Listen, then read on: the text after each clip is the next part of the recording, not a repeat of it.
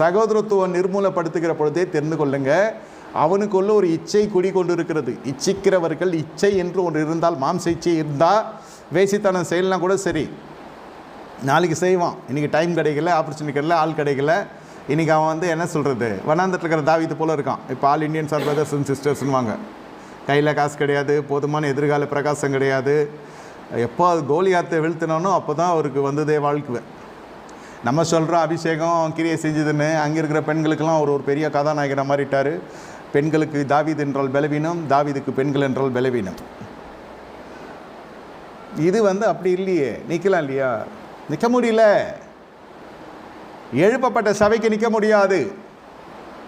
சபை தேவ சமூகத்தில் நிற்க முடியாது. நீங்கள் இங்கே அமர்கிறதும் என் கூட நிற்கிறதும் ஒன்று என்று நான் விசுவாசிக்கிறேன்.